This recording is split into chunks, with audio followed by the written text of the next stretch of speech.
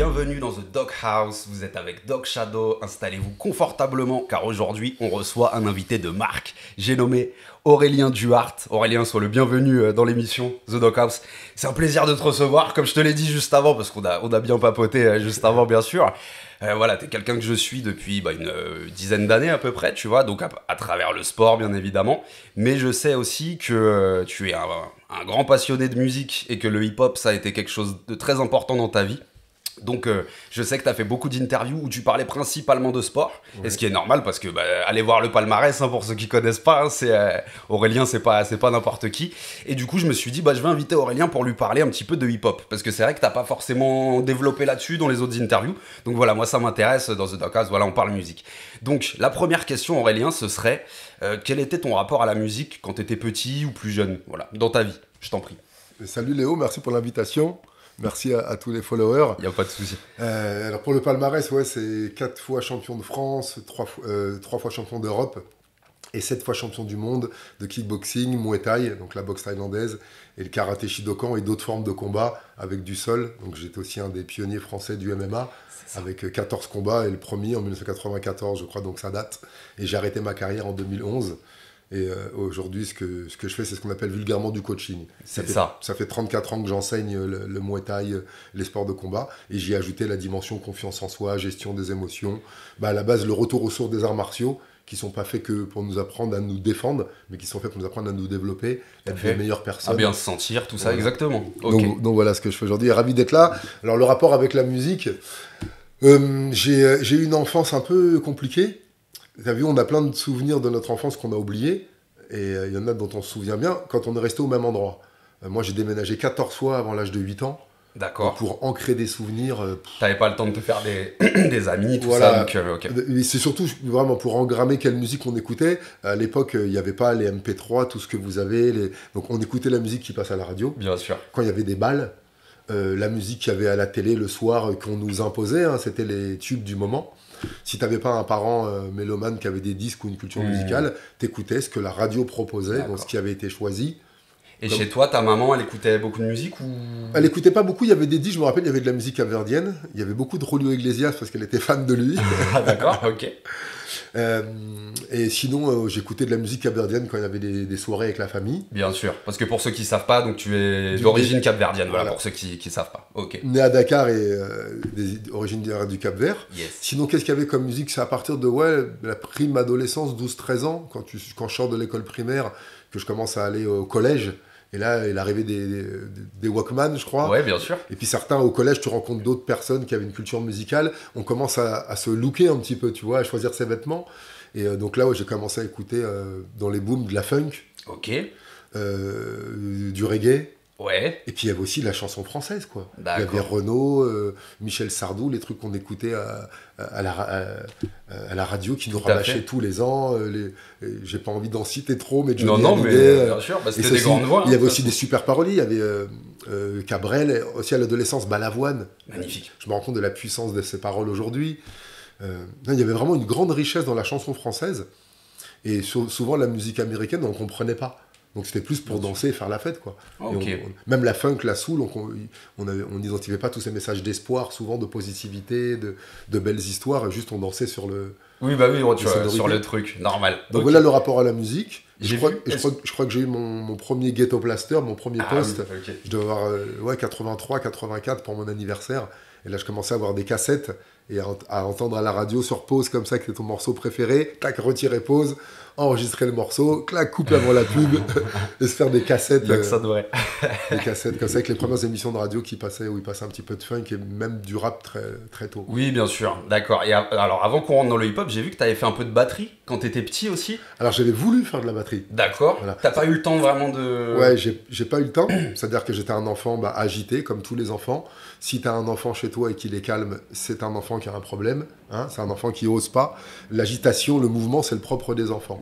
Et donc, c'est pour ça qu'on leur fait des activités. Et comme moi, ce que je t'ai pas dit, c'est que j'ai développé 14 fractures. J'avais soi-disant la maladie des os de verre. Intéressant comment je suis devenu champion après. Exactement. Hein. C'est un beau parcours. Et comme activité, on ne voulait pas que je fasse du sport. Le médecin de famille m'interdisait de faire du sport. Donc, on m'a orienté vers la musique. Et j'avais vu la batterie, j'avais vu la marionnette dans le Muppet Show, là, tu sais, le ouf, là. Et tu vois, mine de rien, il y a plein de manières de faire des sons. Et là, c'était quand même frappé, quoi, tu vois. Ok. Donc j'avais cet élan-là. Et arrivé au conservatoire de Villejuif, c'était les méthodes à l'ancienne, hein. En gros, ils me disent qu'ils me donnent les papiers. Il faudra faire 1 an de solfège avant de toucher les baguettes, quoi, tu vois. Oui, dans les conservatoires, malheureusement, c'est comme ça. Ouais. La méthode classique, quoi, où... enfin, bref. Et ça m'a découragé. Et sur le chemin du retour, j'ai croisé un pote qui revenait du karaté. Et j'étais fan de Bruce Lee, j'avais envie. Et puis voilà, j'ai commencé le karaté. Alors, mais ma première intention, si on m'avait dit oui pour la batterie... Tu serais peut-être devenu batteur. Peut-être que je serais là en train de te parler d'une autre histoire. Ok. Et tu t'as jamais eu envie de réessayer, par exemple? Si, grave. J'ai grave envie, les percus. Des qu'il y a un petit djembé, je fais les cons. J'ai pris 2 ou 3 cours. Quand il y a des soirées, quand il y a des petits bugs, j'aime bien essayer de reproduire un rythme simple. Ça, c'est pas des regrets, parce que si je dis ça, c'est pas ok, mais c'est 2 choses sur lesquelles t'aimerais bien, quoi. Que je vais faire, c'est le break. Ouais. Et les percus. D'accord. Et écoute, vu que tu me parles de break, par rapport au hip-hop, comment ça s'est arrivé dans ta vie? Alors, tu me parlais des Walkman, des premiers morceaux. Ouais.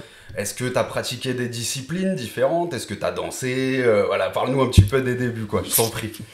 Alors, il y a eu cette première vague dont tout le monde se souvient, 1983, avec hip-hop Sydney HIP HOP. Oui. Ça a été, pour beaucoup, le début. En 1983, c'était... 84, je crois, mais bon, allez vérifier. Voilà, par là. Et donc là, véritablement, on prend cette claque. Les mecs qui smurfent, c'était rare aussi qu'on voyait des noirs à la télé sans faire de Black Lives Matter, sans faire de victimisation. T'inquiète pas. Mais souvent que les noirs qu'on avait, c'était Michel Leb, c'était soit le gros gorille, c'était soit dans Tarzan, l'indigène, un peu comme la communauté asiatique. Avant Bruce Lee, oui. Souviens-toi, les films que tu as vus, c'était comment dire, l'épicier ou le... C'était quelque chose, oui, c'est vrai. On avait pas l'impression d'être mis en valeur. Et là, ça dansait, ça, il y avait un look, les quartiers un petit peu, même si New York, c'était tout ça beaucoup plus détruit, ça ressemblait un petit peu à d'où nous on était, ces grandes bars, là, tu vois. Et puis, c'était chouette. Puis Sydney, sa manière différente de la nouveauté. Quand on est jeune, on aime la nouveauté. Et cette manière, au lieu de chanter, de poser les mots les uns après les autres. Alors, donc, ça, c'était la claque de tout le monde. Et l'effet télé. À l'époque, tout le monde sort après l'émission, c'était après le Club Dorothée, je crois, un truc comme ça, et tout le monde sortait, et voilà, on commençait à essayer de faire la vague au sol, ceux qui avaient des aptitudes, ils essayaient de breaker, mais ça a été très sporadique, ça n'a pas duré très longtemps, je crois qu'en vérité, à HIP HOP, c'est quelques mois. Hein. Oui, je crois que ça durait même pas 1 an, je crois, je vais aller vérifier, mais ouais. Et donc ça s'est vite étouffé. Et à partir de là, certains ont perduré. Je crois les NTM, Minister Hammer. Et moi, je me rappelle qu'à cette époque-là, à Villejuif, question hip-hop, ça bougeait pas trop. C'était plutôt funk, tout ça. Et jusqu'à... Ça avait pas trop pris à Villejuif D'accord, ok, c'est intéressant. Ça n'avait pas trop pris. Et c'est après moi, vers 88-89, en arrivant au lycée, là, je tombe sur un mec dans ma classe qui écoutait du rap, qui avait des cassettes, les Fat Boys, Salt and Peppa. Juste un petit peu avant Public Enemy. Et là, j'ai commencé vraiment à me remettre dedans. Et à essayer de changer le look et de m'intéresser à cette musique. Il n'y avait pas trop de rappeurs français, là, 87-88. C'était les débuts, tu sais, de Radio Nova. Enfin, t'en avais depuis, 83. Il y avait des Stroyman et Johnny Go, il y avait les Neck Plus Ultra, mais c'est vrai que c'est avec le Dynastyle, tu sais, sur Radio Nova que... on parlait de Joël tout à l'heure, tu sais. Après arrive le Dynastyle, moi je mets plus ça vers 90, par là. Dynastyle, c'est 88-89. Ah d'accord. Voilà. Ah bah donc comme ça, on se réunissait avec les copains, avec la radio, et puis voilà, un peu looké Zoulou dans le centre-ville de Villejuif à écouter ça. Il y avait les soirées, pour écouter de la musique, il y avait les soirées. Mais c'est vrai que dans mon environnement proche, c'était rare, j'avais pas de DJ ou de personnes qui avaient des disques. D'accord. Et arrivé au lycée Darius Milhaud à Kremlin-Bicêtre, qui est un lycée intercommunal entre Villejuif, Bicêtre et Gentilly. Et à l'époque, à Gentilly, il y avait un possi très en place, la longue possi, avec Sléo, avec Sly, avec Jessico, DJ Stuff Cree, il y avait qui d'autre Fab, qui est venu après, tout ça.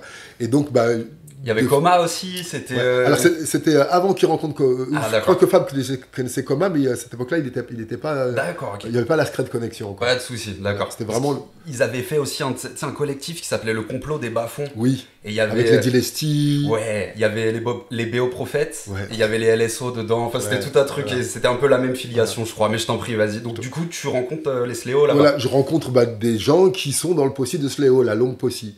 Et donc ils me voient looker, grand, moi je joue au basket non-stop, je dunkais, 87-88, à moins d'1m80. Je faisais les mêmes gestes que des mecs qu'on avait vus en NBA. Ça faisait 3 ans que je jouais au basket, donc j'attirais un peu l'attention, tu vois. Oui, c'est vrai. Ça a été une grande passion pour toi Ouais, aussi, le basket. de 17 à 21 ans. D'accord. J'ai joué au basket à fond et donc looké à fond basket, Ok. la Jordan Mania. Donc forcément, les magasins traversaient tout Paris pour trouver des baskets autres que blanches, quoi. Il y avait 3 magasins à Paris pour trouver des baskets. Oui, il n'y avait pas Foot Locker encore. Non, pas du tout. Ouais. Ok. Et je me demandais, du coup, parce qu'il y a un rappeur qui s'appelle Eben, qui venait de Villejuif. Oui. Tu l'as connu ou... Eh ben, vous voyez comme quoi la mémoire fait défaut. C'est trop fort parce que Eben Derek, c'est un super pote. Et dans un petit peu ceux qui écoutaient du rap à Villejuif, et lui déjà chantait un petit peu, écrivait avec Niro. Avec tout ça. Oui. Tu vois, la mémoire, elle fait défaut. Et je me rends compte que, véritablement, toi, c'est pas l'âge. Depuis que j'ai cet acouphène, depuis 5 ans, ce bruit constant, il m'a bouffé de la mémoire. Et des fois, je sens que j'ai des petits oublis. Mais j'avais aussi une vie très, très riche. D'accord, mais tu vois, en tout cas, on dédicace tous ces gens-là. Beaucoup d'amis. Et donc, effectivement, d'un côté, il y avait Eben et tout ça, mais eux, ils étaient plus à rapper. Moi, je me sentais pas encore. Eben, j'espère qu'il tombera sur le podcast, il est venu une fois à la maison au 8 mai à Villejuif. Et il m'a initié à écrire des textes. D'accord, tu vois. Moi, j'avais envie de danser le hop rock. Ouais, bah oui. Moi, je dansais hop rock, la danse du combat. Bien sûr. Et puis surtout le basket. En gros, il y avait les disciplines du hip-hop. Et moi, je chantais pas. Je dansais pas. Il y avait le DJing, les graffitis, je taguais, mais c'était pas terrible. D'accord. Il y en a un autre, je crois, non? T'as le beatbox, voilà. Après t'as plein de dérivés. Et inconsciemment, on avait joint les footballeurs, les boxeurs, voilà. Donc moi, ça. Et les basketteurs surtout à l'époque. Et donc j'étais un petit peu accepté parce que j'étais un bon basketteur. Oui, puis ça faisait partie un peu de la culture, j'ai envie de dire, un peu comme le BMX, j'ai envie de dire, un petit peu. C'est un peu les sports qui font partie, effectivement. Et donc après, je me suis rapproché de Sléo. On a fait la couverture du Parisien 94 à mon titre de champion d'Europe avec leur tenue militaire. J'ai rencontré Fab qui m'a dédicacé dans un morceau. Ok. Dans Autodéfense avec Coma. J'irai réécouter. Ouais. Ok. Mortel. Les lyrics vont me revenir là quand je suis dans l'émotion. Je t'en prie. Et donc on a écouté ce morceau et c'était très touchant pour moi. Et donc voilà comment je rencontre et je commence à bouger avec Sléo. Ils ont une salle où ils se réunissent à côté de la mairie de Gentilly, le Street Club, pas Street mais Street Club. Et je déboule là, je vois les mecs commencer à danser. Il n'y avait pas trop de breakers, c'était vraiment plutôt hop rock. Il y avait un peu qui dansait debout, il y avait du jazz rock, il y avait un peu ceux qui voulaient se détacher. Nous on suit pas la culture rap, on reste dans le jazz rock, tu vois, les beaux gosses. Et donc j'allais régulièrement à cette salle de danse avec eux, j'allais squatter avec eux à la cité Victor Hugo à Gentilly. On jouait au basket un petit peu ensemble, on allait aux soirées avec le Possi, et voilà, je faisais partie de la longue Possi pendant longtemps. Et tu vois, en tout cas, voilà, un grand salut à tous ces gens-là, parce que c'était vraiment des gens qui sont toujours des gens hyper talentueux. Ouais. Et je voulais te demander, du coup, à cette période-là, donc là, tu m'as dit on est fin 80, début 90, c'était qui ton groupe préféré ou ton rappeur préféré, vraiment qui t'ont bousillé? Je t'en prie, prends ton temps. Il y en a eu avant, il y avait Houdini, il y avait les Grandmaster Flash and the Furious Five, on écoutait les tubes bien souvent. Hein. Et souvent, des fois, on avait des cassettes medley, on connaissait même pas les noms, tu vois. On parlait pas bien anglais, on voyait pas que les mecs disaient leur propre nom dans les chansons. Qu'est-ce qui m'a mis une claque? J'essaie de me souvenir. Ce qui a vraiment eu Public Enemy, ça a été... J'ai vu que tu disais qu'avant tes combats, pendant une période, tu venais avec ton poste pour monter sur le ring et tu mettais du Public Enemy. Ah oui, dans le vestiaire, j'ai pas osé aller jusqu'au ring avec, mais dans le vestiaire, il y avait du hip-hop à fond, je m'entraînais. Ça, j'aimais bien, LL Cool J, il y avait lui, Ice-T. Mais Ice-T, après, je trouvais ça un petit peu trop posé. Moi, j'aimais bien plus le son new-yorkais, tu vois. Ok. Il y avait eu qui Ice Cube, NWA. NWA. À une époque, j'avais adoré Team Dog aussi. Ouais.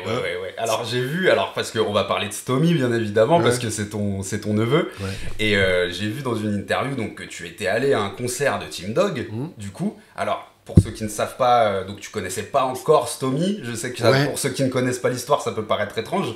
Mais c'est la vie, hein. Voilà, c'est allez vous renseigner, c'est toute une histoire. Et donc, tu étais allé à ce concert de Team Dog. Donc, pour ceux qui ne savent pas, qui avait fait le morceau Fuck Compton, voilà, qui avait clashé la West Coast.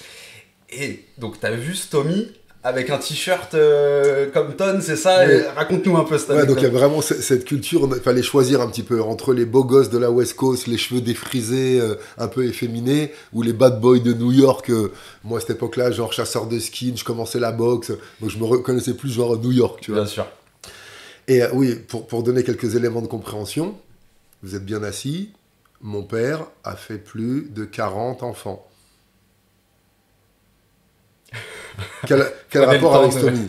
Toi, si ton père, il a fait 1 ou 2 enfants, t'as 2, 3 neveux, 2, 3, 4 niais, 5, 6 si vous êtes des grands reproducteurs. Quand il y a 40 enfants et qu'il a fait ça avec plein de femmes différentes et que ces femmes fâchées, rivales, sont parties toutes en France, à l'autre bout du monde, au Portugal, et étaient en guerre entre elles. Donc elle savait qu'il y avait d'autres enfants, mais elle ne nous le disait pas. Donc moi, ma mère, elle était à Villejuif, là dans le sud, et j'avais des frères, je ne savais pas. Qui vivaient pas loin de Ouais, toi, ouais. en fait. Voilà. Voilà, Ma mère, elle avait eu ma sœur et moi avec mon père, et mon père, il avait eu plein d'autres, ce qu'on appelle demi-frères ou demi-sœurs, mais j'aime pas ce mot-là, qu'il avait plein d'autres enfants dont je ne connaissais pas l'existence. Bien sûr. Et donc quand ceux-là faisaient des enfants, je le savais encore moins. Et genre à 13 ans, une fois, il y a un demi-frère qui est venu à la maison, et un jour, à 18 ans, je suis à Saint-Michel avec des potes en train de manger un grec. Il y a un mec qui s'arrête devant moi. Bonjour, je m'appelle Louis, je suis Zizit, je suis ton grand frère. Et là, je rentre à la maison. Maman, c'est quoi ce bordel? Et là, ma mère a dit, bon, maintenant que tu poses la question, viens que je t'explique. Ton frère, il a fait beaucoup d'enfants et tu as des frères et sœurs un peu partout. C'est incroyable. On se réunissait une fois par an, une époque, dans un gymnase, quoi. Donc, je ne connaissais pas Stomy. Et pourtant, je voyais, moi, sur les ministères Hammer, dédicace à la famille Duhart. Oui. Lui, voyait sur les affiches Aurélien Duhart. Mais lui, je crois que lui le savait. Parce que son père, donc mon grand frère, Louis Zizit, lui avait dit à lui. D'accord. Souvent, tout le monde ne va pas être d'accord, mais souvent les enfants cachés, les non-dits, souvent sont les femmes qui cachent, quoi, tu vois. Oui, non, les hommes, souvent on cherche son père, tu vois. Et rarement les pères, ils peuvent refuser de s'occuper de l'enfant, mais souvent ils reconnaissent, ouais, c'est moi ton père. Bien sûr. Et donc voilà, lui, il savait. Et donc il y avait ce concert où on était tous en gros pour Team Dog, donc pour New York, donc par conséquent contre Los Angeles. C'est ça. Mais vous imaginez la folie des mecs. Il y a un concert d'un mec qui me dit « J'aime pas NWA, j'aime pas Compton », et ils vont payer un billet à son concert pour venir avec des t-shirts de NWA. Et donc je voyais un fou comme ça, je dis « Il va se faire taper ». Et c'était Misto. Et quand on s'est revus, il préparait un concert à la Cigale, je crois, et il répétait à la petite salle en dessous, la boule noire. D'accord. Avec Ministère Amer ou il était déjà en solo? Je crois qu'il répétait un truc en solo. D'accord, ok. Et un journaliste qui l'avait interviewé, à son âme, Philippe Gaz, qui me dit « Bah tiens, je vais prendre Stomy en photo après ton interview, bah viens avec moi ». Et quand je suis rentré dans la salle de répétition, Stomy est en train de chanter, il s'est arrêté net, et il a regardé comme ça, et moi je suis avancé vers lui, il m'a dit « Putain, j'ai cru que c'était mon père jeune qui est rentré ». D'accord, oui, la ressemblance, bien sûr. Mon grand frère me ressemble beaucoup, notre père il nous a tous marqués au fer rouge. D'accord. Et donc voilà, l'histoire de fond, on s'est rencontrés à 20 et quelques années. C'est dingue, c'est vraiment dingue. Et je me disais, parce que c'est vrai que Stomy, il a toujours eu ce côté un peu, parce que pour ceux qui suivent l'émission savent que je suis un grand fan de Stomy, et du ministère aussi, je sais qu'il a toujours eu ce côté un peu provoque, même je sais qu'il disait que pendant la Coupe du Monde, c'était le seul avec le maillot brésilien. Bon, alors c'est dû au Cap-Vert et tout ça, bien sûr, hein, mais il a toujours eu ce côté-là un petit peu, j'ai l'impression, Oui, Stomy. c'est un showman. Yes. Est-ce qu'on va reprocher à un artiste, à quelqu'un qui monte sur scène et qu'il soit consensuel? Moi, je l'ai trop été. Il m'a invité chez Laurent Ruquier, il m'a fait faire 2-3 trucs, et je me suis rendu compte que ces jours-là, j'ai trop été timide, et on m'a pas rappelé, quoi. Ouais, j'ai l'impression que c'est ce qu'on attend d'un artiste, qu'il soit extravagant, tout en étant respectueux, tu vois, qu'il soit créatif, qu'il ait de la verve, du panache, Tout à fait. C'est ce qu'on attend. Sinon, on peut avoir un discours super intéressant, mais... Ah bah non, c'est ce que j'aime chez Stomy, justement, c'est que... Et puis, il se permettait de partir dans des concepts, tu sais, ça faire des personnages, donc j'aimais beaucoup. Il y avait un fond derrière, il y avait une revendication politique, sociale, l'égalité. Encore, bon, il y avait on pourra en parler, mais à l'époque, on était très dans cette diabolisation, victimisation, les quartiers défavorisés. Oui, c'est vrai, bah oui, c'est ça. Cette espèce de condamnation, et soit faut qu'on se rebelle, ou faut qu'on se soumette, comme si on pouvait pas devenir intelligent et sortir de ce conditionnement. Il y avait un message politique, il y avait... Bien sûr. Il n'y avait pas que de l'esbrouf et de la provoque. Bien sûr, évidemment. Et donc, toujours pour continuer sur Stomy, je sais qu'il était boxeur aussi. Oui. Il était en amateur ou il a été pro, je sais plus. Il a boxé en boxe anglaise, et en amateur, ouais, il a fait plusieurs combats. D'accord. Et puis il s'est rendu compte, quoi, la dureté du truc, le sacrifice, le travail. Ce qui est le plus dur, comme on dit dans ces, dans ces métiers difficiles, dans ces sports difficiles, en plus de l'entraînement, c'est pas ça le plus dur. En vérité, le plus dur, c'est ce qu'il faut pas faire. Faut pas aller en boîte, faut pas fumer, faut pas boire le petit apéro avec les potes, faut pas répondre aux textos des meufs, et faut pas aller les voir, parce que tu sais que c'est ça qui est super dur. C'est des sacrifices. Ouais, en plus, ouais. Donc ouais, il s'est rendu compte, et puis la musique l'appelait, ça marchait bien. Bien sûr. Il a un beau jeu de jambes, il a Des bons coups, hein. C'est Daddy Lorty qui disait qu'il il aimait beaucoup Stomy pour ça. Ouais. Donc Daddy Lorty qui était un grand Clark. boxeur, voilà, qui était un immense boxeur aussi, et qui doit avoir de bons restes, j'imagine, hein, de toute façon. Et il disait que il aimait bien Stomy justement parce qu'il avait ce côté-là justement boxe et rap et tout ça. Et il disait qu'il comprenait justement qu'il ait choisi parce que Daddy, lui, en fait, Il faisait les deux. On le sait pas, mais en fait, il s'est plus concentré sur la boxe anglaise Ouais. que sur la musique. Ouais. Et donc ça rejoint totalement ce que tu dis quoi, dans les choix et tout ça, c'est compliqué. Bon, en tout cas, on salue Stomy et Daddy. Et donc j'avais une question aussi, tu parlais donc, de la période chasseur de skin, je sais que dans une autre interview, tu parlais de l'époque des bandes, tout ça. Est-ce que tu peux en parler brièvement, quelle place ça a tenu dans ta vie, je t'en prie. Eh ben, véritablement, sur cette période chasseur de skin, Petit Charles, MC Jean Gabin a entièrement raison, c'est un gros mythe. Il y en avait pratiquement plus. C'était très très rare. Moi je me souviens peut-être 88-89, il en restait quelques-uns à Place Monge, des fois à Saint-Michel, à la fac de Assas, voilà. Assas, oui. Ben, j'avais ma chérie qui avait une chambre de bonne rue d'Assas. D'accord. Et donc ouais, c'est vraiment ce mythe qu'il y avait partout des gens rasés qui voulaient tuer tous les Noirs et les Arabes. De temps en temps, il y avait des bagarres. Et bien souvent, comme on a du mal à l'entendre, bien souvent, quand un Noir ou un Arabe meurt, c'est tué par un autre Noir ou un autre Arabe. Posons-nous la question, hein, comment ça fait que dans le caniveau, tous les deux, on arrive quand même à se buter. Et n'entendez pas qu'il faudrait aller buter d'autres personnes. Mais voilà, bien souvent, c'est pas une question de couleur, d'éducation, de religion, c'est dans la pauvreté qu'il y a le plus de délinquance, qu'il y a le plus de violence. Et bien souvent, dans nos pays, qui crée des colonies récolte des déportés et des réfugiés, hein, et des descendants. Donc c'est bien souvent les pauvres chez nous, comme ils sont issus des anciennes colonies de l'immigration, et aujourd'hui de plus en plus aussi le petit peuple français, et ben voilà, ça fait un plus grand nombre. Voilà. Bien sûr. Donc, je voulais remettre un petit peu de clarté là-dedans pour sortir de la victimisation. C'est très bien que tu le fasses, parce que c'est vrai que j'avais entendu MC Jean Gabin en parler justement. Ouais. Il disait qu'en fait la génération de skin qui était la plus dure, on va dire, c'est celle de 82-83 en fait. Voilà. 84, et qu'ensuite ils ont pris de l'âge. On avait 12-13 ans, moi je suis dans 70, on avait 12-13 ans. Voilà. Je n'allais pas à Châtelet-Léal encore. Châtelet-Léal, j'ai dû aller la première fois 86-87. C'est ça. Et qu'en fait, voilà. C'était bien nettoyé déjà. Mais il y en restait encore, parce que moi je me souviens d'avoir croisé Serge Ayoub, Batskin, et d'autres, parce que juste à côté, à Vitry, à haute tension, où je m'entraînais avec Jean-Marie Merchet, paix à son âme, il était sollicité pour créer des équipes dans la sécurité. Et souvent, avant l'époque des rebeux et des blacks videurs et tout ça, c'était les rockers. C'était pas les punks, je veux dire, mais il y avait les rockabilly, les rockers, un peu bikers, quoi. Les ska, un peu bikers, c'était eux qui faisaient la sécu. Et dans ces mecs-là, il y avait des mecs plutôt tendance nationaliste. Ah bah oui, t'avais des mecs qui avaient le drapeau confédéré, voilà. Tout ça.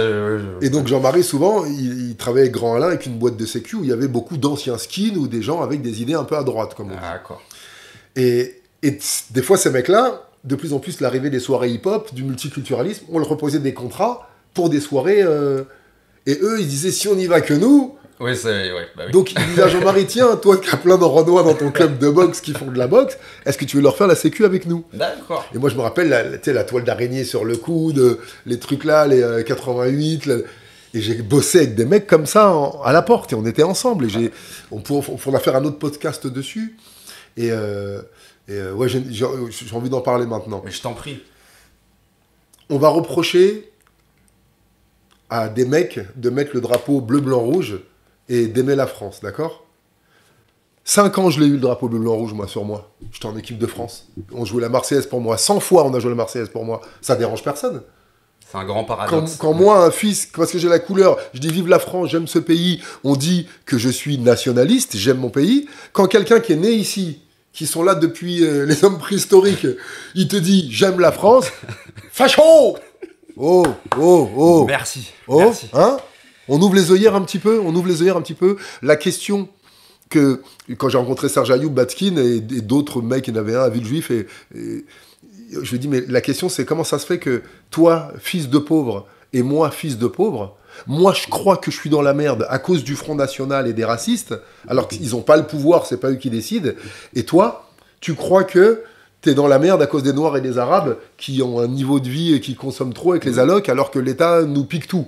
Tu vois. Totalement. Comment ça fait que nous deux dans le caniveau on veut se taper dessus sous prétexte racial? C'est des pauvres qui se tapent entre eux, quoi. Exactement. La race n'intéresse que les racistes.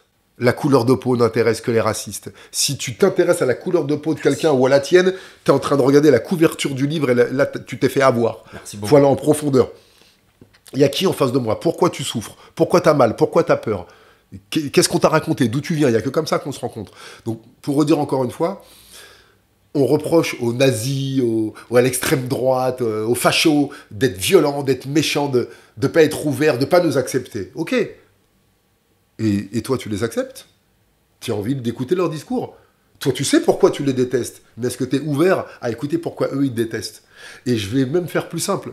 Avec ton petit frère, avec ta sœur, avec ta mère, avec ton voisin, quand vous êtes en colère, tu dis « Ah, tiens, c'est intéressant.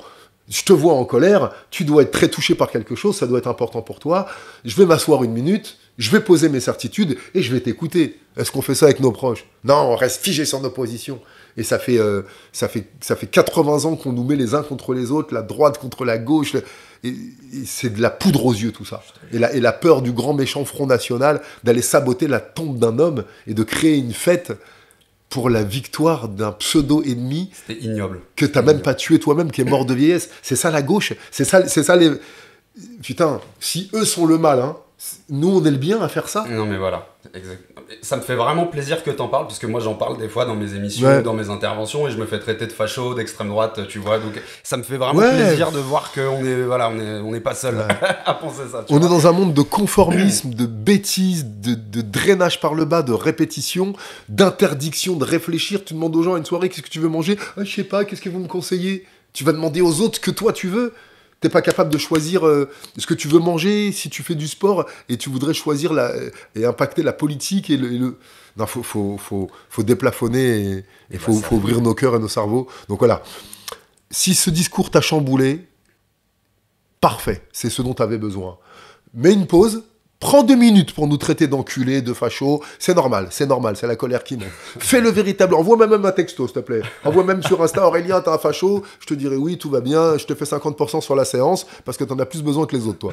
Donc, défoule-toi, et après, va te questionner. Waouh, pourquoi j'ai des idées figées comme ça? Pourquoi je serais prêt à taper quelqu'un alors que je le connais même pas, tu vois? Donc, de part et d'autre, il faut qu'on arrive à... On parle de hip-hop, c'est quoi les premiers mots? Peace. Si t'as la paix avec toi, quelqu'un peut arriver et te dire « J'aime pas ta couleur de peau ». Si t'es en paix, ah bon? C'est intéressant ce que tu dis. Ben oui. Tu peux développer? Si t'es en paix, tu vois, retourne dans ton pays. Ah d'accord. Si t'es touché par la colère de quelqu'un d'autre, c'est que t'as pas la paix. Donc redéveloppe peace, unity, être uni. Mais être uni avec ceux qui pensent comme moi seulement, ou être uni aussi avec l'autre qui me ressemble pas. Exactement. C'est ça aussi l'ouverture du hip-hop. Les quartiers, ils étaient unis qu'entre eux, ils se battaient. On va s'unir avec les autres quartiers qui sont aussi pauvres que nous. On va tuer d'autres pauvres pour leur prendre le peu qu'ils ont. Love.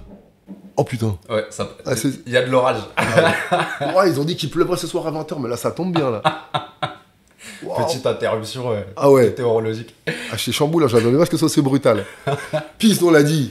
L'unité, oui, mais pas que avec ceux qui pensent comme toi, comme la tolérance. Ah, moi je suis tolérant. Ah ouais? Viens, on va manger avec un meurtrier, un braqueur de banque, un ancien nazi. Ah non, j'y vais pas. Bah, elle est où ta tolérance? Oui. Beaucoup de gens n'acceptent pas que les gens changent ou se repentent. Bien sûr, c'est une vérité. Ouais. Je te demande pas d'adhérer parce que toi, tu crois que écouter un autre point de vue, ça veut dire y adhérer. Bien sûr que non. Si t'es pas capable d'écouter un autre point de vue et de dire « je te remercie pour ce que tu m'as dit et ça ne m'intéresse pas », c'est que t'as pas d'aplomb.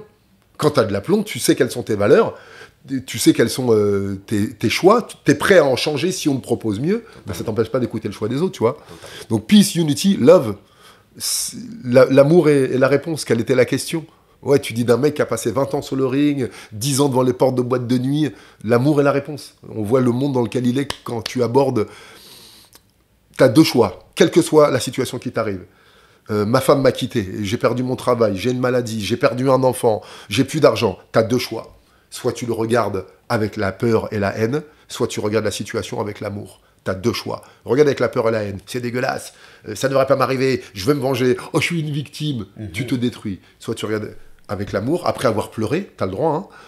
Ok, qu'est-ce que ça m'apprend? Vers quoi ça me pousse? Qu'est-ce que ça me renforce comme... Et là ton monde y change, tu vois. Exactement.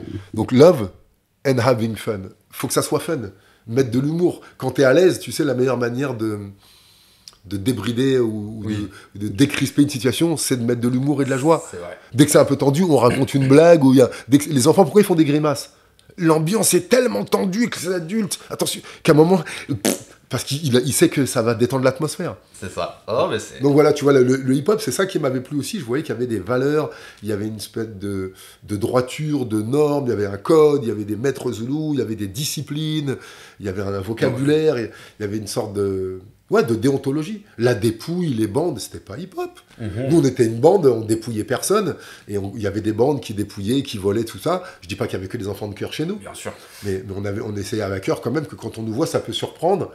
Le look, c'était très rare à l'époque, années 80-90, mais que ça laisse un bon souvenir et qu'on montre que justement, cet excès de violence, au lieu de s'en servir pour détruire moi ou détruire les autres, je vais le mettre pour construire. Me fabriquer un corps, apprendre des chorégraphies, développer mon côté artistique, chanter. Exactement. Donc, exactement. Non, bah c'est super. Merci beaucoup Aurélien, franchement. On parle pas que de musique, mais... Ouais, mais c'est pas grave, on a le droit de dévier, tu sais. Cette musique, elle a été créée pour ça, pour arrêter de tuer les gens. Bah oui, de toute façon, c'est pas que de la musique, hein, le hip-hop, hein, de toute façon, hein, c'est tout un truc. Bah merci beaucoup, franchement Aurélien.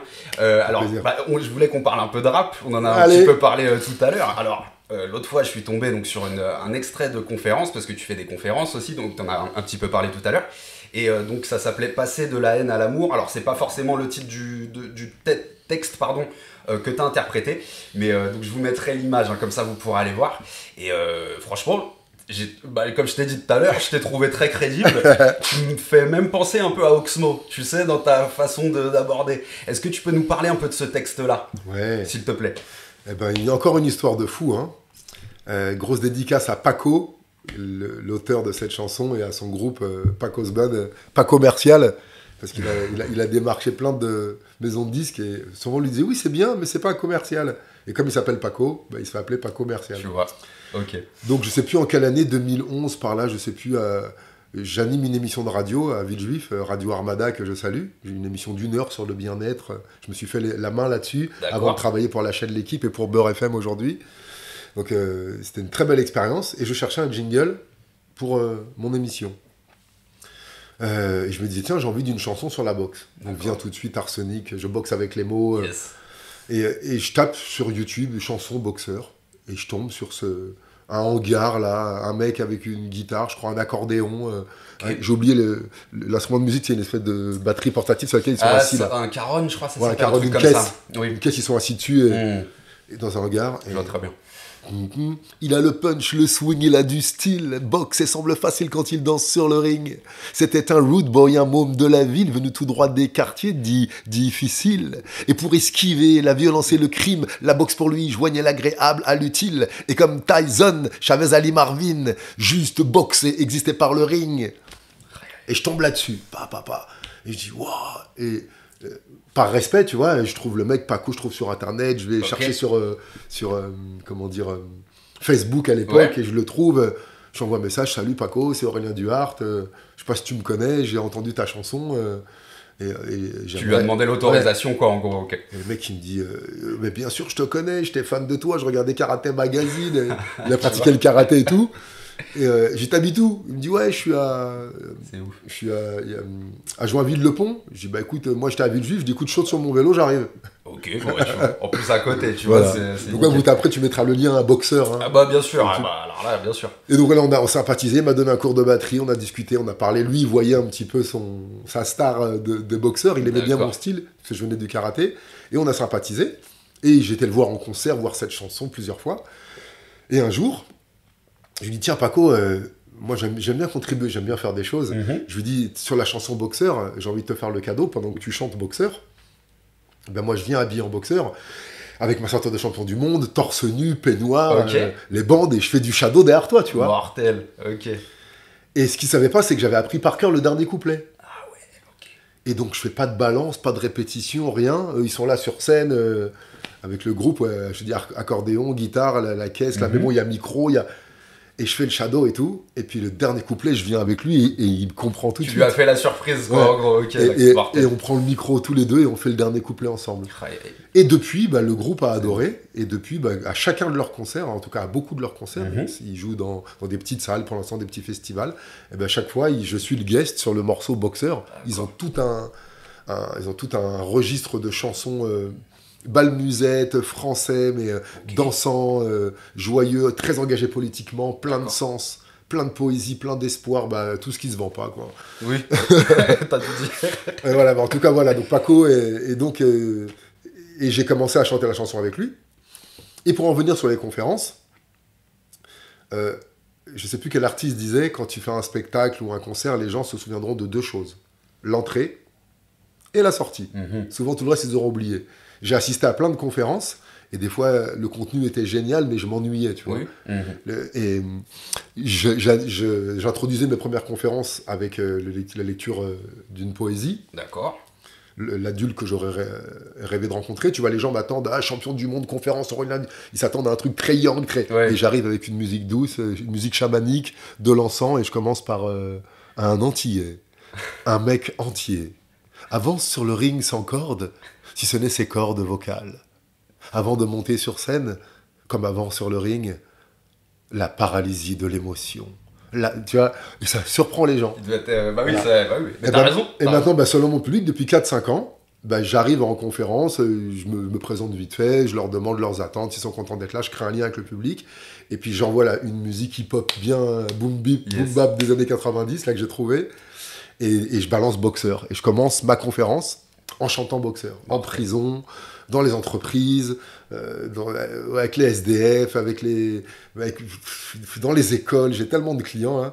Et donc je commence avec ça. Et derrière, les gens, je les fais bouger, je les fais boxer, ça met de la joie. Et je commence ma conférence comme ça. Bon, on vient d'écouter une chanson, on vient de bouger. Qu'est-ce que ça t'a révélé comme émotion? Comment tu te sens? Et je note leurs impressions. Et voilà, on démarre la conférence d'une manière joyeuse, festive, pleine d'énergie. Terrible. Et voilà, donc je la chante très souvent avec une petite enceinte. Ok, tu vois. Dans un gymnase, je les chantais en plein air. J'ai beaucoup apprécié. Et ça m'a même fait penser à un morceau de. C'est pour ça que je pensais à Oxmo aussi. Peut-être que tu connais ce morceau, c'est un morceau qui s'appelle L'un de nous deux. Il l'avait sorti vers 2008-2009 sur son album L'Arme de paix. Et si tu le connais pas, je te le conseille parce que ça parle de boxe, justement. Okay.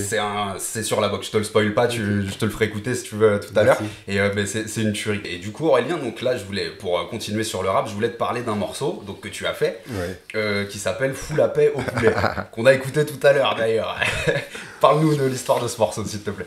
Alors, l'histoire de ce morceau, si vous avez connu Chicken Boubou, je vous inviterai à regarder ça sur internet. Chicken Boubou, c'était un humoriste rappeur qui avait parodié Hardcore de Ideal J. Bien sûr. En pas de porc. Nous, on mange pas de porc. Nous, on mange pas de porc.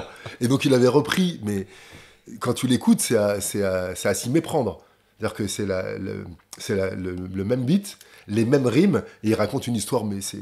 Il prend le même flow exactement. Il prend le même flow de la voix, James, la créativité dans le champ lexical autour de la cuisine, de la bouffe, tout ça. Mais c'est impressionnant sur valider le fait de la nourriture musulmane, quoi, tu vois. D'accord. D'une manière très humoristique, et j'adorais ce morceau. Il a fait d'autres parodies, il en a fait d'autres, mais ça, c'est la plus connue. Chicken Boubou, pas de porc, et vous allez vous marrer.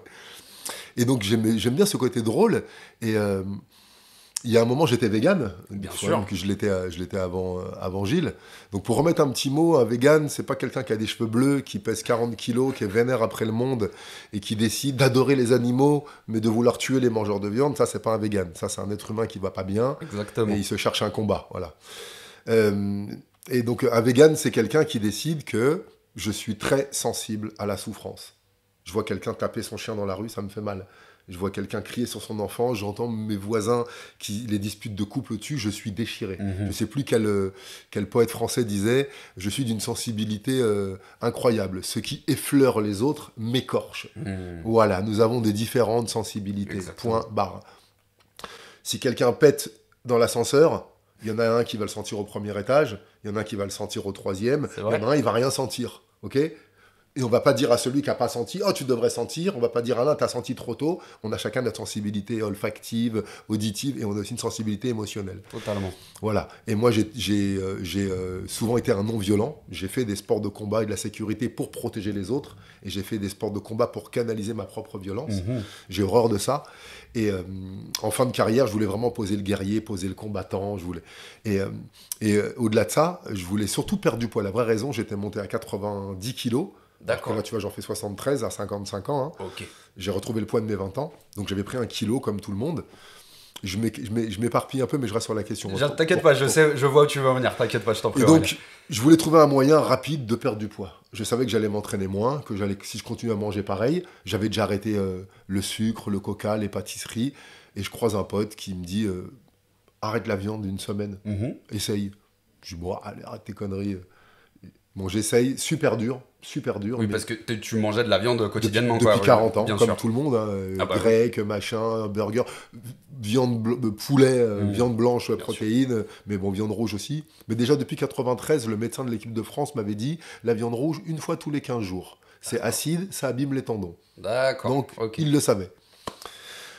Et donc, j'essaye ça. Je voudrais te prévenir que la troisième nuit, crise de manque. Hein. Tu m'étonnes. Que tu arrêtes la viande, le lait, que tu arrêtes la coke, le sucre, le sexe, que tu arrêtes les disputes, que tu arrêtes quelque chose que tu fais depuis ta naissance, tu vas faire une crise de manque. Donc vraiment pas bien et tout.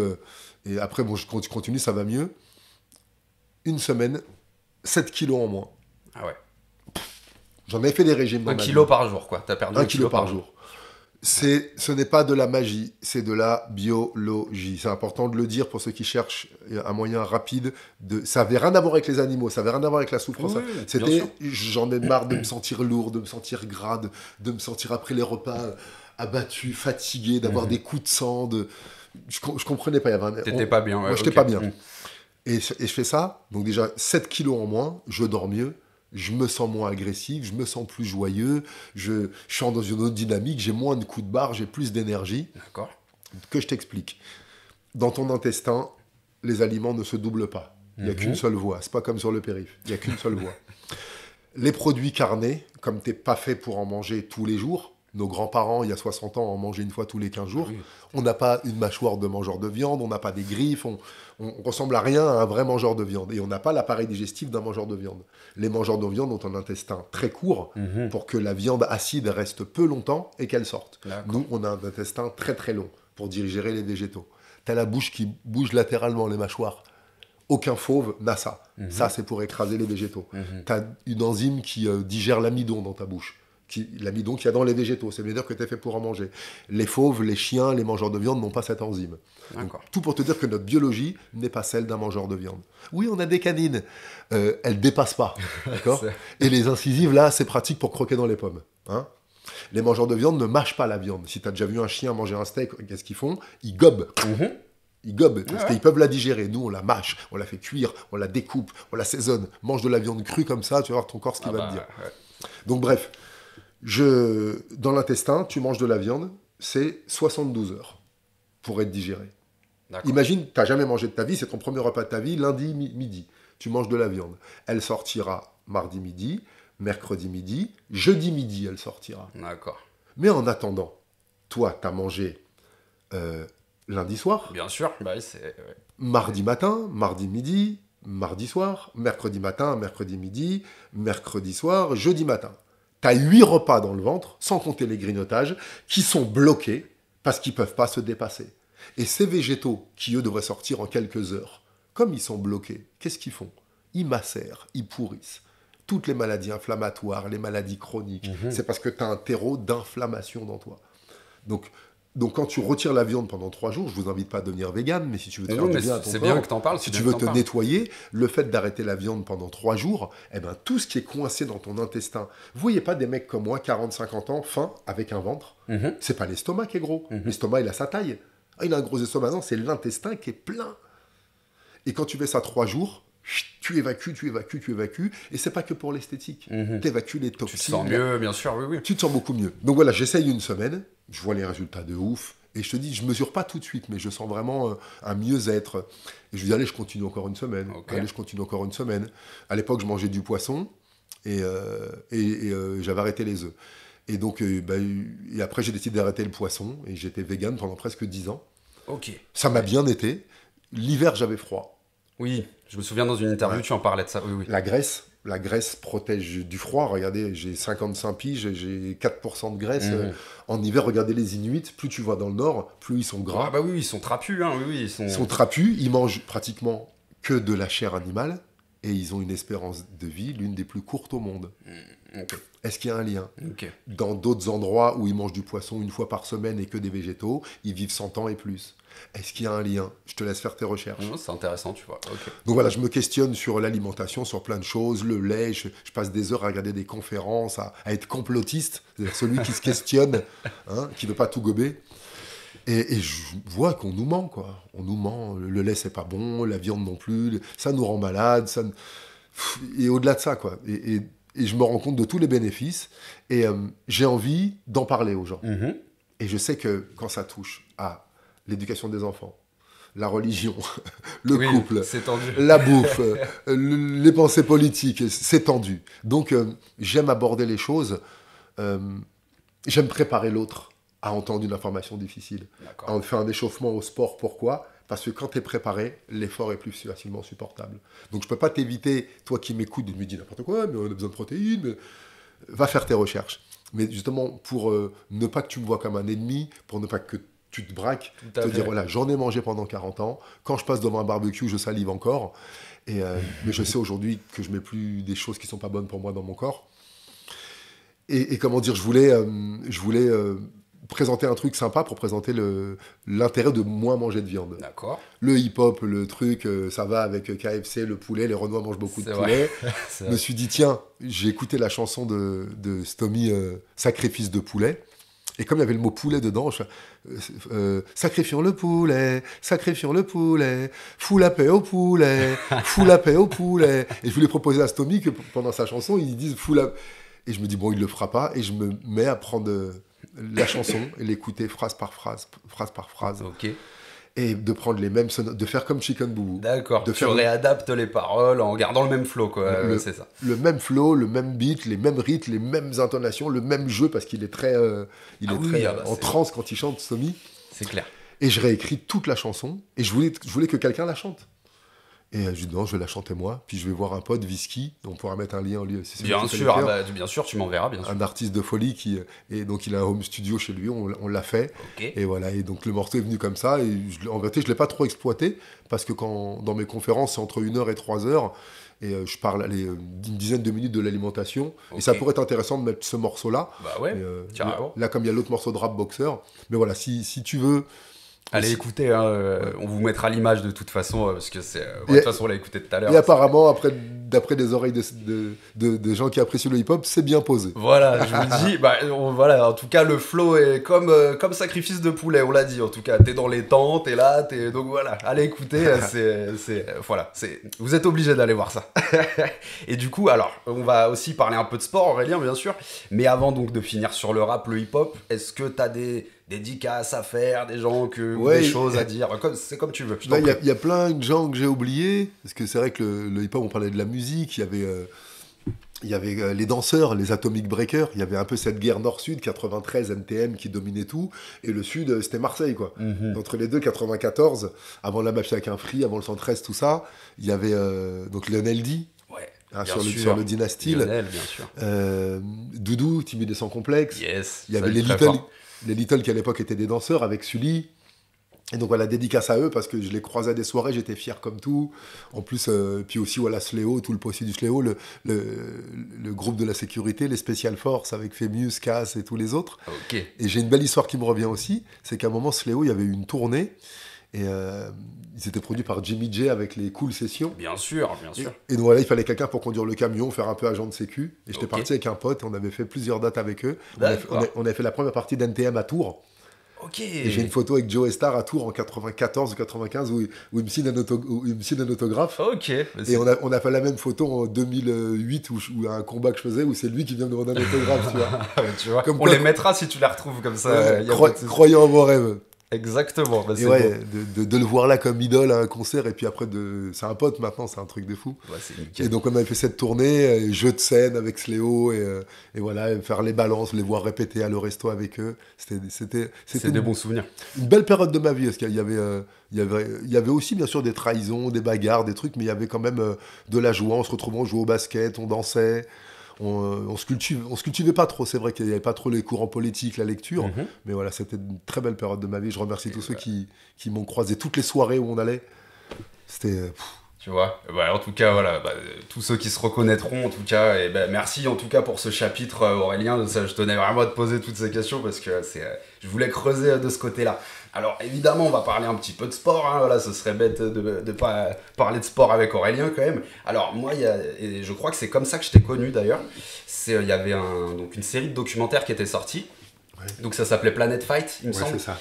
Et donc il y avait un épisode, j'ai noté pour pas me tromper, donc où t'allais au Brésil, tu faisais du jiu-jitsu, un autre où t'allais en Birmanie, tu faisais de la boxe birmane, et un autre au Sénégal où tu faisais de la lutte. Ouais. Alors j'aurais quelques questions plus en détail, mais d'abord, comment t'as eu l'idée de faire ce documentaire Voilà, je t'en prie. Merci. Alors c'est pas moi qui ai eu l'idée, c'est un ami, Alexander Zderk, qui est un producteur, Peignoir Prod, qui fait des documentaires pour plein de chaînes télé. Et puis un jour, il est venu me proposer ce projet, voilà, d'aller dans un pays. On était dans les précurseurs, ça a été beaucoup refait après. Hein. C'était une des premières émissions où, après ma carrière, j'allais dans un pays pour découvrir l'art martial ou le sport de combat local, être en immersion totale pendant une dizaine de jours, m'entraîner avec eux, interviewer les pratiquants, voir un petit peu la vie de ce sport dans le pays. Et le dernier jour, le fil rouge, le gros défi, je défie un spécialiste dans son sport de combat au bout d'une semaine de pratique. Un champion, c'est pas... Un champion. Voilà, t'affrontes vraiment quelqu'un qui a un niveau de dingue. Ouais. Donc j'ai trouvé le sujet super intéressant. Déjà, je voyageais. Et comme de par hasard, le premier pays où on va, Sénégal, le pays où je suis né. C'est ça. Où mon père est enterré... ça me ramène là-bas, donc histoire de fou. Ouais. Et moi, d'ailleurs, c'est mon épisode préféré, celui au Sénégal, parce que bon, déjà ton adversaire, en plus, Moussa Ndoye, est terriblement charismatique. Voilà, vous irez voir, hein, pour ceux qui n'ont pas vu. C'est impressionnant, quoi. Enfin, l'histoire, voir comment tu vas à fond aussi. Moi, tu me fais un peu penser à un enfant, un petit peu, dans ta façon de... Dès que tu arrives, dès le premier jour, tu veux aller faire le bakou avec eux, tu veux t'entraîner tout de suite avec les autres. Voilà, j'aime cette façon que tu as de... Bah écoute Léo, tu viens de toucher un point sensible là, parce que je me trouve parfois un peu trop sérieux. Parfois, la vie me donne ce côté prof, champion. Moi, j'étais, tu sais, l'amant, le garde du corps.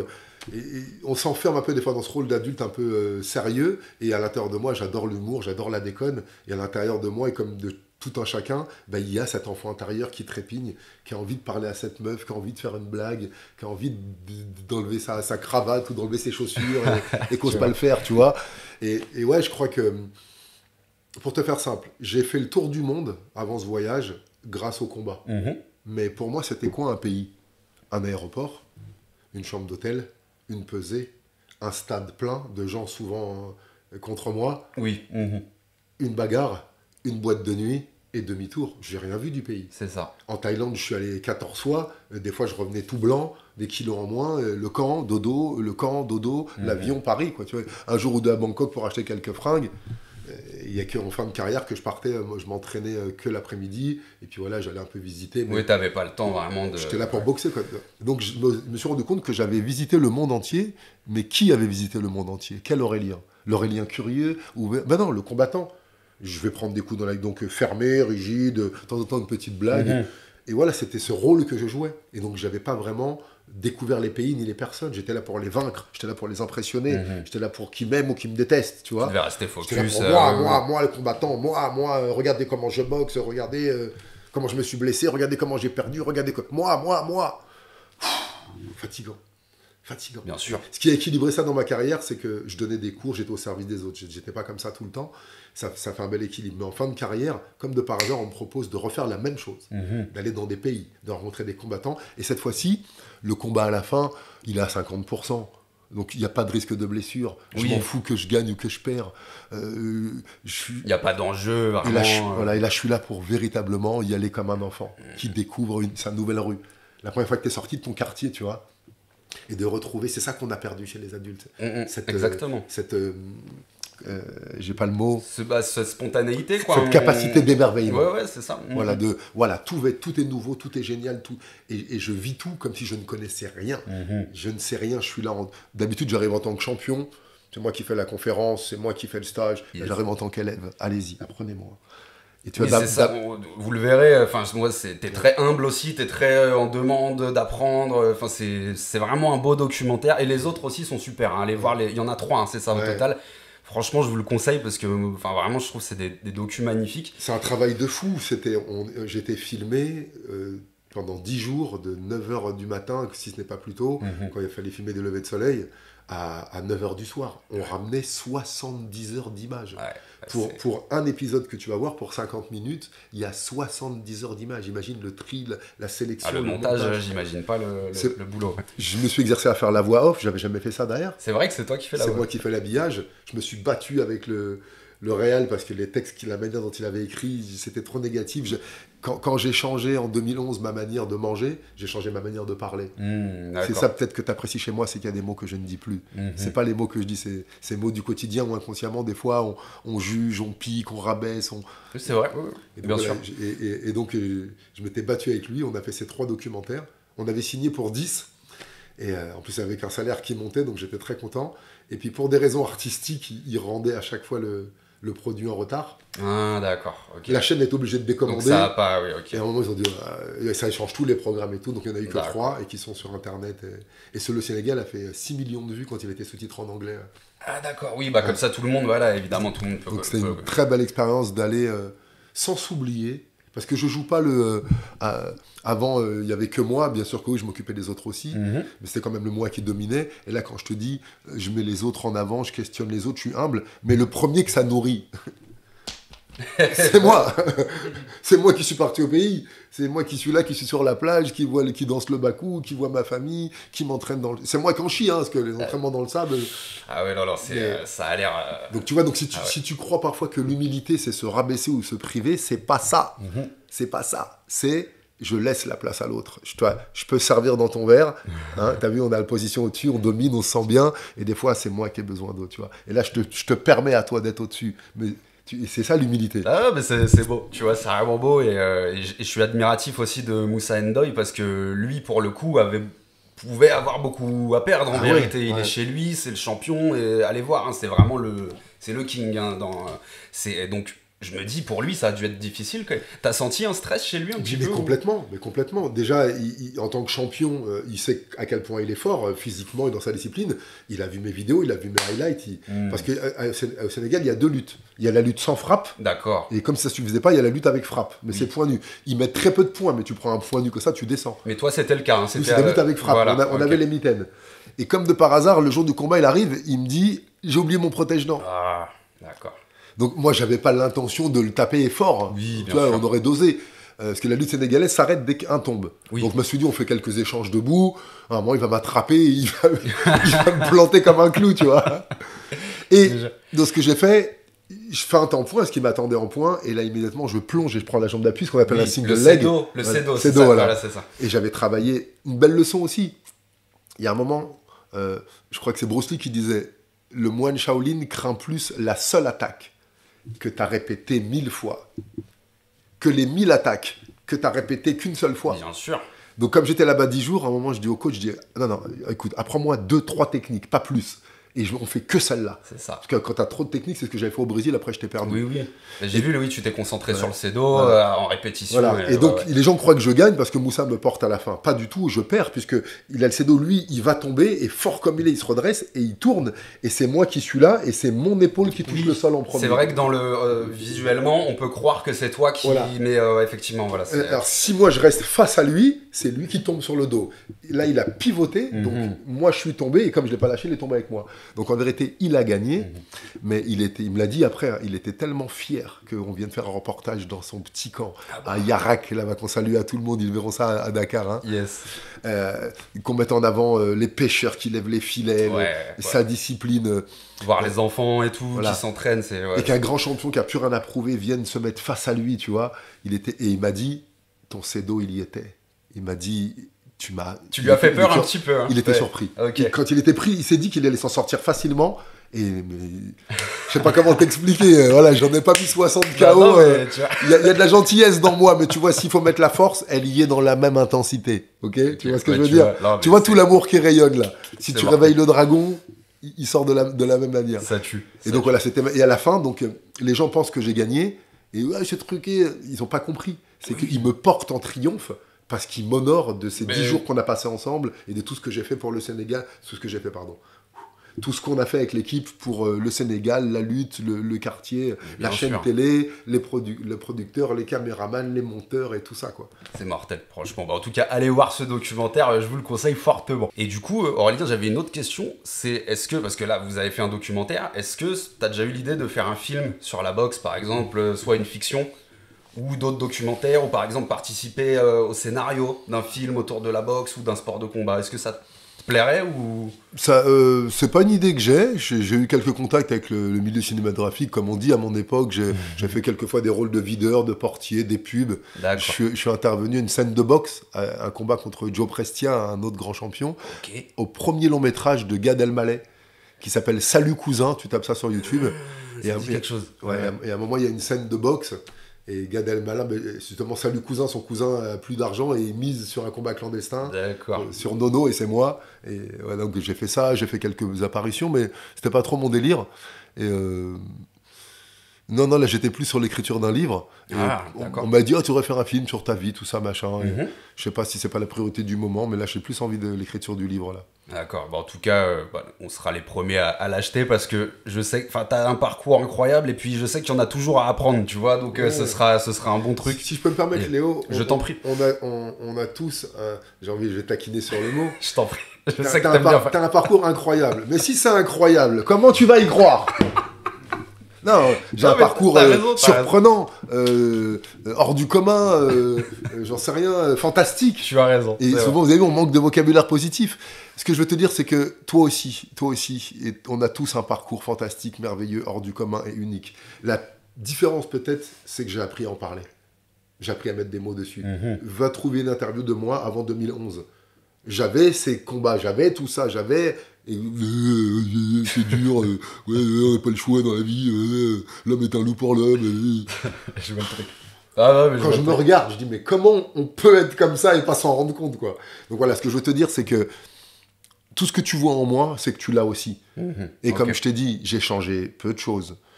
J'ai reconnu mes blessures d'enfance, j'ai reconnu mes traumas, j'ai reconnu ma peur d'être seul, ma peur de l'abandon, ma peur des femmes, j'ai reconnu ma méconnaissance, voire mon ignorance sur qu'est-ce que c'est qu'un homme, qu'est-ce que c'est qu'un père, parce que j'en avais pas vraiment à la maison. Il y avait mon papy qui était plutôt un beau-père. J'ai reconnu mon vœu de pauvreté, pourquoi je galère avec l'argent. Oui. Et voilà, première chose, travaille sur toi, rencontre-toi qui tu es, va accueillir la douleur frontalement. Ce que tu peux accueillir frontalement, ce que tu peux nommer, tu peux le guérir. J'ai vécu un trauma, j'ai vécu une absence, j'ai vécu un manque. Et aujourd'hui, s'il te plaît, j'ai pas été violé, j'ai pas été battu. On le sait qu'une privation, qu'une carence ou qu'un manque fait aussi mal qu'un coup ou qu'une blessure ou qu'une insulte. Bien sûr. Des parents trop occupés, un petit frère malade, j'ai pas le temps, on verra après, tu nous casses les pieds. De te sentir dans une famille seul, isolé, incompris. C'est ça tes freins d'aujourd'hui. Va identifier ça. Et deuxième chose, si tu veux des effets rapides, on en a parlé tout à l'heure, change comment tu manges. 3 jours. Je te demande pas grand-chose. Teste, essaye, ne me crois pas. 3 jours, mange végétal, varié et vivant. V, maximum, pendant 3 jours. Bois un peu plus d'eau, bouge un peu plus tes fesses, fais quelques respirations. 3 jours. Et tu vas sentir une énergie, un truc en toi. Tu vas me dire, Oren, mais ouais, c'était là. Mais bien sûr qu'elle est là, ta flamme. Tu as juste mis des couches dessus. La bouffe l'empêche. Tes pensées, tes peurs, ton passé. La flamme, elle est là. Et là, ce que tu vois, c'est que cette flamme, j'ai rien rajouté. J'ai enlevé des couches. On dit, faut... tu vois. Mais c'est... Le pèlerin, on se pèle de ses couches, tu vois. Les oignons, il faut éplucher les couches. Exactement. Découvrir. J'aimerais te découvrir. Ça veut dire que tu es couvert. Oui, découvre-toi. Et c'est là que... C'est ce que je rêve et c'est pour ça que je le partage avec autant Bien sûr, mais t'as bien raison. Aurélien, c'est pas facile. Il y a du boulot. Il y a des moments où c'est difficile, c'est dur. Et aujourd'hui, tu as tous les outils, on a les accompagnements. D'ailleurs, tu sais ce que je ferai un super cadeau pour tous ceux qui écoutent le podcast. On mettra en lien. J'ai créé une formation il y a 4 ou 5 ans de 21 jours d'accompagnement avec moi, 3 semaines de coaching, Ok. une vidéo le matin de 20 minutes, plutôt yang pour te motiver, Ok. et changer ta manière de penser. Le soir, une écoute méditative, parce que aucun changement ne se fait si tu ne changes pas dans l'inconscient. Des fois, tu prends une décision la journée, et le soir, au repos, tu y repenses. Là, tu as ancré le changement dans le conscient et dans l'inconscient. Tu vas faire ton changement. Et souvent, on prend une décision, mais on ne l'installe pas au plus profond de nous dans le calme. Donc c'est pour ça que j'ai fait ces 2 méthodes. D'accord. Donc tous les jours, une vidéo pour te dynamiser, te changer, t'inviter à réfléchir, et une autre vidéo pour quand tu te reposes, mettre ça dans l'inconscient. D'accord. Bon, on mettra l'image, Voilà. comme ça les gens pourront suivre. Donc il y a 3 semaines de coaching avec moi, tu m'auras 3 semaines en coach, il y a des bonus, il y a des audios, les résumés écrits, tout ça d'une valeur de 2 000 €, et ben je l'offre. Il n'y a qu'à mettre un petit mot sur mon Instagram. Cadeau. Cadeau. Bah écoutez, bah, Cadeau. voilà, bah, pour ceux qui... Voilà. Bah, de toute façon, on mettra à la fin Le de lien. l'émission, à la fin de l'épisode, on mettra ton Instagram et tout ça. Comme ça, les gens pourront suivre. Et puis, bah, merci beaucoup. Aurélien, Avec merci plaisir, beaucoup. avec plaisir. C'est adorable. Alors, on arrive presque à la fin de l'interview. Alors, j'avais quand même une petite question. Quel est, alors pas forcément ton boxeur, tu peux en citer plusieurs si tu veux, mais tes boxeurs vraiment favoris, tes préférés, qui t'ont le plus influencé, qui t'ont le plus marqué? Toute boxe confondue, hein, tu peux dire anglaise, ce que tu veux. Ouais, c'est dur à dire. Le premier qui me revient, le souvenir le plus rapide, c'est Mohamed Ali. Oui, bien Qui n'a sûr. pas entendu parler de lui quand on était petit, le fameux Cassius Clay, comme disaient les vieux, même si on l'avait jamais vu boxer. Après, quand j'ai commencé à m'intéresser à la boxe, il y avait Tyson, moi à mon époque, années 90, Tyson à fond. Ah bah oui, c'était... Souvent, je parle beaucoup de boxe anglaise parce que même si je pratiquais le pied-point, il n'y en avait pas beaucoup diffusé à la télé. Donc si tu voyais des cassettes ou sur Canal+, c'était de l'anglaise. Hein. C'est vrai.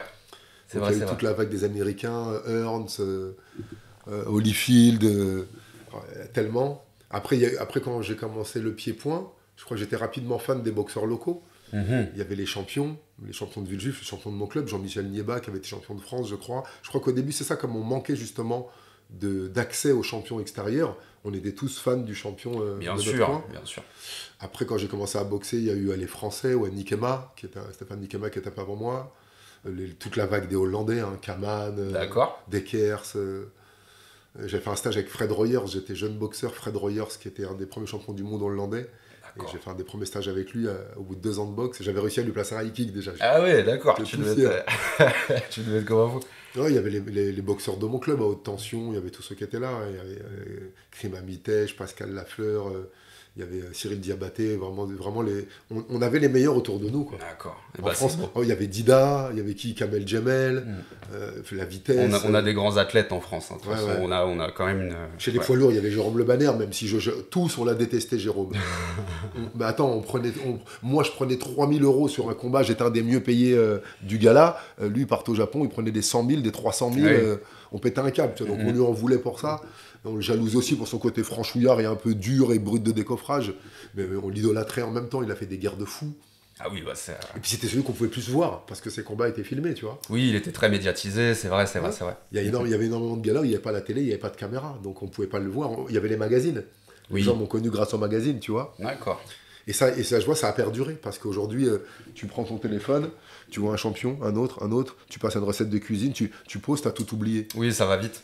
Quand il fallait que tu ailles à la librairie, que tu marches, tu sors ton argent liquide, ton argent de poche, tu donnes les 30 francs pour ton karaté Bushido et que tu as le truc papier, que tu l'as sur le chemin et chez toi, ça imprime la mémoire plus, tu vois. Bien sûr, non, c'est clair. Donc, je suis sûr que j'ai dû oublier plein de monde et je suis désolé pour ça. Il n'y a pas de problème. Non, mais c'était la petite question comme ça. 55 vies, ça fait des gens croisés. Tu m'étonnes.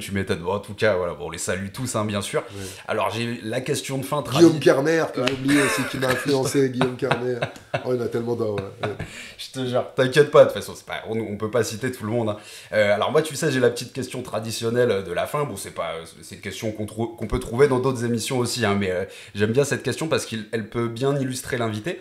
Si t'avais, par exemple, parce que tu sais, bon, des émissions de musique, hein, si t'avais, 4, 5 disques ou 3, comme tu veux, qui devaient te raconter, entre guillemets, c'est-à-dire pour illustrer Aurélien Duhart, et que t'avais des albums ou même des artistes, si choisir l'album c'est trop dur, c'est comme tu veux. Ce qui te vient en tête. Hein, ouais, écoutez, je vais laisser écouter mon cœur, parce que là, la tête, elle est partie dans tous les sens. Il y a un premier truc qui me vient, ce serait du reggae, parce que je n'en ai pas beaucoup parlé, mais à l'époque, c'était funk, reggae. Quand il y avait les côtés rock et l'autre côté dans les quartiers, c'était soit on écoutait de la funk ou du reggae, tu vois, ou du Renault. Donc ouais, j'aurais bien le côté reggae, côté Bob Marley, côté un petit peu nostalgique. Mais, positif, c'est le petit enfant mélancolique qui est là, qui se dit putain, c'est pas terrible ici, mais je sais que ça peut aller mieux, tu vois. Yes. Donc ce côté un peu reggae. Je t'en prie. Après, je sais pas si je mettrais pas une phase un petit peu, ouais, le côté funk, années 80, les booms. Donc je sais pas, qui dirait peut-être Michael Jackson, Of the Wall, Ouais, un truc comme bah ça. oui, Tu sais, l'ado qui se réveille, et il y a un Bien Renoir sûr. qui est bien, et en boîte, tu prépares ton petit pas pour aller à la boom et faire ton petit moonwalk, ou tu vois. Peut-être magnifique. ça, ouais. Ou un autre album de funk, Delegation, Shalamar, il y en a tellement, toutes ces musiques. Ouais. Bien sûr. Ok, d'accord. Bah merci. Et en Vas-y, deuxième, vas-y, je t'en attends, prie, tu je m'as t'en dit prie. 4. En troisième, Je t'en prie. bon Public Enemy. Hein. Ah. Ouais. It takes a nation of millions to hold us Oui, back. bah, je l'ai, je crois en plus, c'est celui Au que j'ai, Fear je of a crois. Black Planet, tu vois, le côté bon, allez, maintenant, faut que je me bouge, c'est l'action. Pas la haine, pas la violence, pas la colère. L'action. Ouais. On est devenu dans un monde tellement endormi, tellement apathique, je sais pas si c'est le bon mot, tellement Non, léthargique, qu'aujourd'hui, être actif, c'est être violent. L'autre fois, je m'embrouille un truc, j'ai une cousine qui est dans un centre d'accueil pour personnes déficientes psychologiques. Enfin bref, il y a des assistantes, des aides qui sont là. C'est dur ce que vous faites comme boulot, mais franchement, des fois, vous n'êtes pas formé. Et un être humain, s'il est plein de colère, il exprime de la colère, tu vois. Bien sûr. Et elle utilise la menace pour parler à un mec qui veut pas monter. Oui, si tu montes pas, tu n'auras pas ton goûter et tout. D'accord. Okay. Tu sais, je vais la voir, je dis, excusez-moi, madame, je suis un peu dérangé par ce que j'entends. Parce que là, vous utilisez la menace sur une personne en situation de faiblesse, avec abus d'autorité. Je savais que ça allait partir en couille, tu vois. Oui, bien sûr. Bah, mais oui, donc, on tolère plus rien.